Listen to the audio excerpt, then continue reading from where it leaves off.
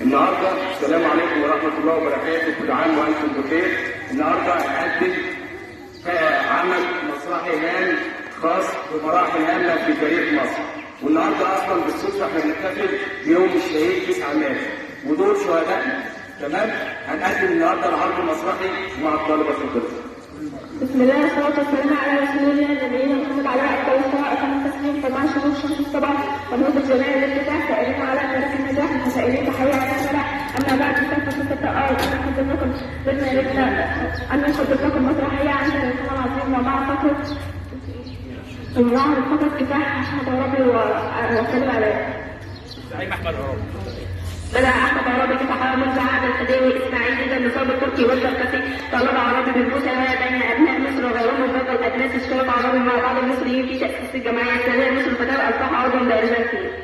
تحية كبيرة للزعيم أحمد عرابي على الأهل كمان.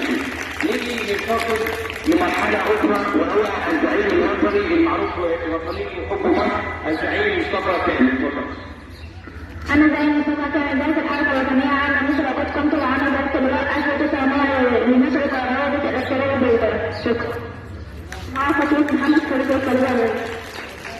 أنا محمد زعيم قمت بعمل مدارس ليلية لتعليم الكبار والفقراء مجانا لكتب مادة امتياز سنة السويس عام 1910.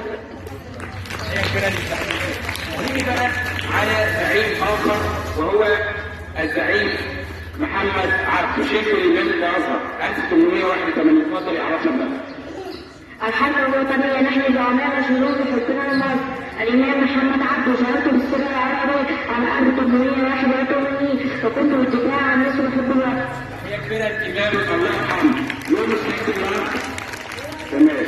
نيجي بقى على مراحل هامة في تاريخ مصر وهو الزعيم سعد سلول.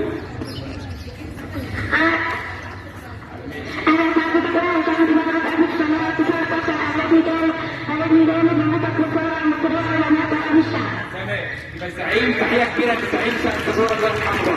تمام. نيجي بقى على مراحل هامة في تاريخ مصر. اتفضل. أنا الخديوي إسماعيل حكمت مصر قبل الخديوي توفيق. تمام. نيجي بقى بيعرفنا بنفسه الخديوي توفيق.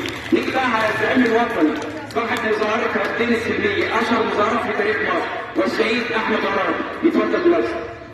أنا أحمد عرابي عملت على جهاز استعداد الجيش إلى 15000 جندي وولدت في قرية بالجيش وحفظت الشرعية وشاركت في الثورة العربية وشاركت في إنشاء الجامعة السرية في الفتاة.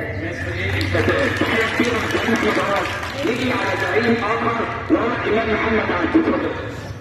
أنا محمد عبد ولدت شيخ الأزهر عام 1888 وشاركت في مصر الفتاة وتوفيق في معركة عابدين السماوي. تحية كبيرة للإمام محمد عبده الشهيد الوطني. نيجي بقى على رمز الاقتصاد المصري وهو الزعيم طلعت حرب. تحية كبيرة جدا. أنا طلعت حرب قمت بعمل بنك مصر ومؤسس الاقتصاد المصري. تمام. هو صاحب النهضة الاقتصادية في مصر. بعد المراحل اللي عرفناها دي كلها تحية كبيرة لشهدائنا في يوم الشهيد 9 مارس. تمام. وشكرا لحضراتكم وكل عام وانتم بخير.